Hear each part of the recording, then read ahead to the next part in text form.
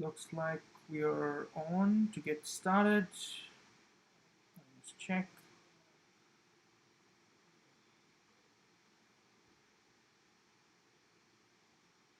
All right. Hi, everyone. This is Aniket D'Souza, and welcome to another Tuesday talk session. And in today's session, what I wanted to talk to you about is something that has something that actually turned out to be something that it's already integrated inside me, and that's something that kind of pushed me to grow immensely over the past 10 years. But here's what I mean: in the past 2 to 3 months, I kind of figured out some of these things when I went to some of these master classes out there, and what I realized out of it is that they had actually codified my growth. So I've actually grown, and I was immediately able to kind of resonate with the kind of factors that were or the key things that are required in a person to actually grow much faster. And that's what we're going to cover today. It's basically how do you growth hack your career, and that's what I'm going to talk about today. It's primarily got to do with something called as the ask factor. So that's what I'm going to be talking about in today's video. All right. So if you like this particular video, don't forget to subscribe to the channel, and let's get started with this.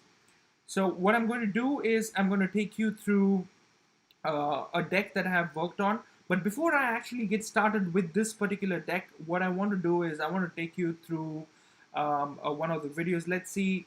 I do not know how many of you have seen the movie called Sync, but you should be able to actually just Google it, just find that out.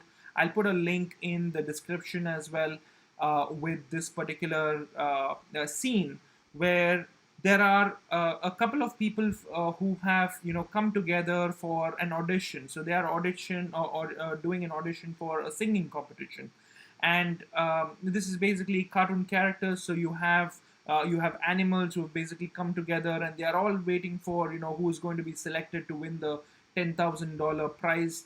And that's what's being spoken of. And then what I really noticed about this particular scene is the way how the selection takes place, right? So everybody was singing. Everyone had their own way and own style of singing. I'm just gonna go back. Yeah, so everyone had their own style and own way of singing, and and different people sang, different animals sang different ways and different songs and stuff like that. But during the selection process, the particular approach of selecting the process was not always based on talent. So there was this particular scene where the koala bear, who's actually the judge of the singing competition, ended up selecting a gorilla. He selected a few pigs for the song and for the final finale, grand finale, and stuff like that. And there was this particular person where he selected a giraffe as well.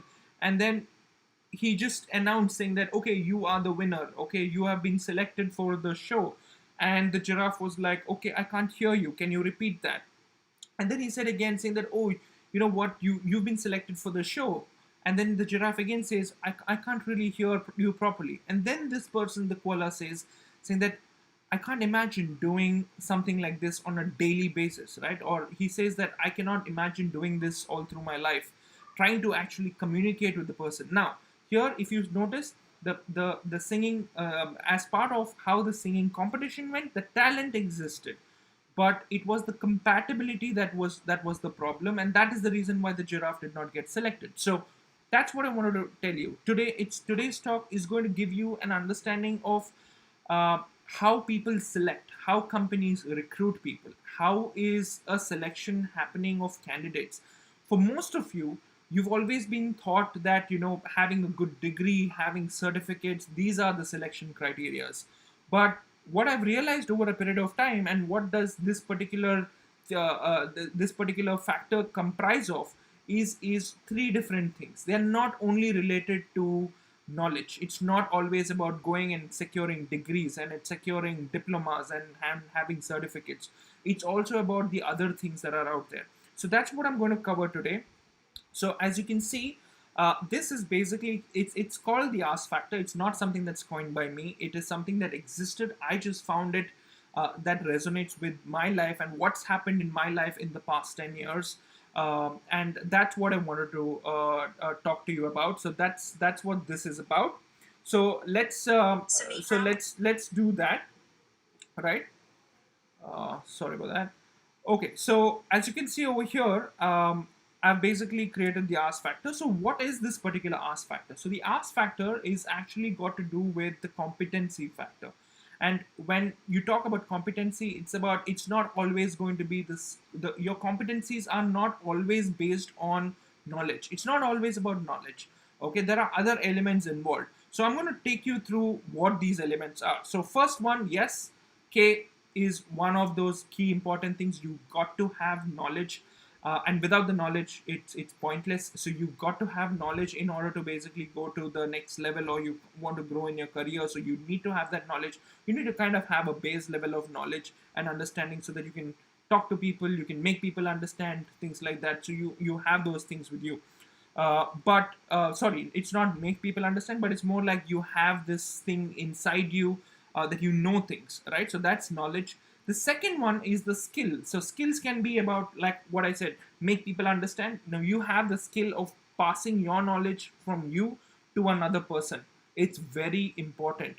Having knowledge by yourself and passing degrees and having certification doesn't really help if it's not going to be able, that if you're not able to materialize it, if you're not able to communicate with people, if you're not able to make sure that the knowledge that you have is actually being shared or it's being implemented, and that's where the skill part of it comes in. If you're not able to do that, then you don't really grow much faster. So it's primarily got to do with knowledge, skill, and then the third main element over here is attitude. Okay, and attitude is, just to tell you, it's the most difficult one of all of these three. It's very easy to get knowledge because you have a lot of places where you can, where there is professional education that's being offered. You've got schools, you've got colleges, you've got specialist courses, you've got online courses, you've got tons of stuff like that. You've got certification courses, you've got free courses that are out there, and knowledge is out there in abundance. The problem is everybody runs behind knowledge. They don't really look more towards honing on their skill. And skill cannot necessarily be that it's limited always towards, being able to talk properly and stuff like that. There are a lot of variations in skills as well. Being able to manage a tough situation, it's a skill. Being able to handle stress, that's a skill also. So these are different things that are out there. Being able to manage your people, being able to manage your reporting manager, being able to handle politics, right? So these are things that, these are skill sets that one acquires over a period of time. It's not something that's something that is there with you at immediately, right? So you don't graduate with it. Nobody teaches you these things. Being able, having the skill of managing money, having the skill and understanding of how do you basically deploy money where, and having the skill of being able to handle large issues, like large financial issues. So that's a skill. So if you have a skill like that, it means that if you're able to figure out how to bring out a person from that problem, you are, that's what your worth is, right? So these are skills, and then you have these attitudes, right? So I'm going to kind of get into it slightly deeper. So let's get into that. So when it comes to knowledge, you've got educational degrees, you've got social media management. So a lot of people do social media courses just to basically, kind of get an understanding and gain knowledge about how social media is managed. So mind you, when you basically do a social media management course or a digital marketing course, this is what you do. You're basically, what you're trying to do is you're gaining knowledge. You're not gaining anything else besides knowledge. Okay, so that's what it is. And then when you basically have, what are these? These are social media tools. So these are also knowledge gaining material. Courses completed. This is again a knowledge. Facts and figures about how many people are there in an X place and what an area, and all these general knowledge questions. That's all to do with knowledge, right? Skills, listening, being able to listen to someone. These are all skills. A lot of people have problems here. Comprehension, being able to understand someone, being able to understand briefs, being able to understand what the other person is trying to tell you, being able to understand what your reporting manager is telling you, and be able to execute it in a way that the reporting manager wants, right? So sometimes being able to manage stress. A lot of people break down. I've seen a lot of executives breaking down when it comes to handling stress. They're just not able to handle it at all, right? So uh, And a lot of people tell saying that, okay, I am able to manage stress and stuff like that, and there are limits for everything, right? And this becomes a key situation. It depends on how big the problem is and how well equipped are you to manage it, and what are your peers telling you, and how are they talking to you about. And that's where the attitude part of it comes in. I'm going to cover that as well. So let's look at this further. So managing stress, time management, being able to get your work done in a deadline. That's what time management is. And then you have managing challenges. So there are challenges that are coming to you, and most of the time, at least in the space that I've been in, which is digital, most of these challenges have never happened before. So even after 10 years, there are challenges that I face right now in digital, which has never happened before in the past 10 years at all, of my career, right? So these are challenges that are like managing. This is what we call managing challenges, because some things like this have never happened before. Then you have communication issues, you have goal setting issues, being able to set goals and kind of target those. There is logic and reasoning. These are skills. This has not got to do anything with knowledge. It's about how you think. It's about the way you react to a certain situation that you're put in. These are all skills. Okay, and then you have interpersonal skills. You've got, okay, so interpersonal skills, that's where it ends. And now we come to the biggest part, which is the most difficult to change. So the easiest thing to do over here is knowledge. So everybody runs behind knowledge, thinking that once you basically have knowledge, your salary increases and you will be kind of growing endlessly, and it's extremely fast to grow and stuff like that.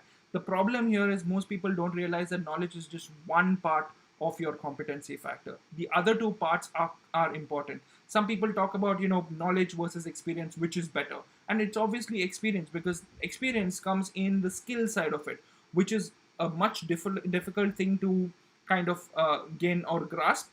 But then there is something called as attitude, and attitude is level 3. You can call it like level 3. The level 1 is your knowledge, level 2 is your skills, and level 3 is your attitude. So what happens in attitude are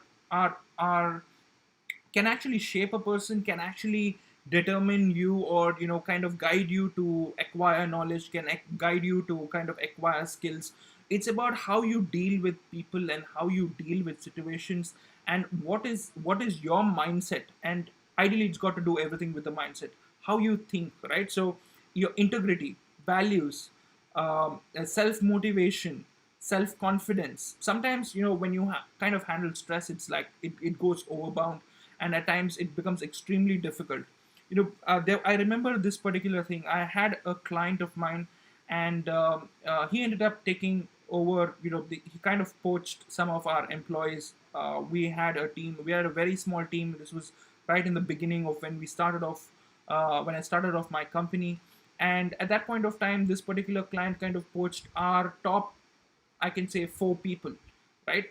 And I did not know what to do. I just got to know that he had actually poached, and he was my top client. So obviously, I was down on revenue. I was down on amount of people who I had trained, and I was like, I did not really know what to think of and what to do. And at that point of time, I realized, and I was down, uh, and my wife told me, saying that um, did you watch the movie of Iron Man? And I was like, yes, I've watched it several times. And she told me, saying, what happens when Iron Man's basically his house gets destroyed, his suits get destroyed? What does he do?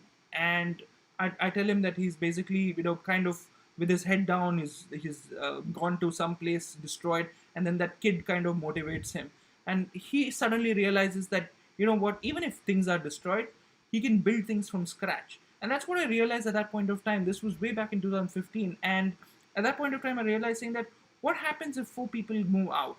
What happens if a client has poached you? If you've basically built a company from scratch, you can always build it again. And with that kind of motivation, it was self motivation, yes, or it was peer motivation. Basically, what I realized is, it was about the situations that have occurred, and it was the people who are around you and how they talk, and that is what influences you. So that became the core for me to kind of take things to the next level. So when I basically took over and I started off again, in 2 months I was back to normal. I mean, I did not have to worry about the 4 people who left. I did not have to worry about the loss of having a major client leave us. but in 2 months we were back in action and we were doing well. So what I learned is from that experience is that you got to be self motivated, and you got to be surrounding yourself with people who are positive, who have the right attitude, and who can basically take you to the next level as well. There is always going to be those people who will tell you, saying that it's okay, don't worry, participation is more than enough, or participation is good. No one cares about participation these days. Okay, and that's the wrong thing that's being taught to the whole generation, saying that participation is good. No one cares about participation. Everybody cares about winning. And and because this particular thought of participation is good is being taught and is being, people have been given prizes, just like, just for participation you get a certificate or you get a prize, or just for participation or coming in fifth or sixth, and sometimes you have consolation prizes that have been given out, distributed. This is actually ruining the whole process of winning, and being ruining the, and trust me, I'm a swimmer, I'm an athlete myself. Okay, so I can tell you with guarantees that this particular approach of participation is everything, and consolation prizes is everything, is kind of ruining the whole system. Because what happens when you hit the real world, which is when people move on from their college days into the real work life, they'll be like, this is what I thought it was, this is how I thought the life would be, and it's not exactly that. This is something else altogether, right? And it kind of crushes you to a large extent, because people or students believe that this is what they would do. In fact, when I basically graduated and moved on, when I basically did the graduation, I was thinking that I will be basically leading a lot of people. I was basically coming up with ideas, management, stuff like that. And then when I basically joined my first job, I was an executive, and at the end of it, I was doing everything at the bottom layer, right? So what I had thought what marketing is very different. But the way I basically took it forward was I wanted to learn everything at all levels, and that's how I basically grew up the ladder, right? Only thing is I grew up much faster considering it was digital, but I also had all these three other elements. It was not always about knowledge, it was also about skills, and it was also about attitude, and it's also about the amount of the people around you who are going to basically take you to the next level. So that's what I wanted to cover today in today's video. I hope you liked it, I hope you learned something interesting, and I look forward to seeing you in our next Tuesday talk session. All right, thank you.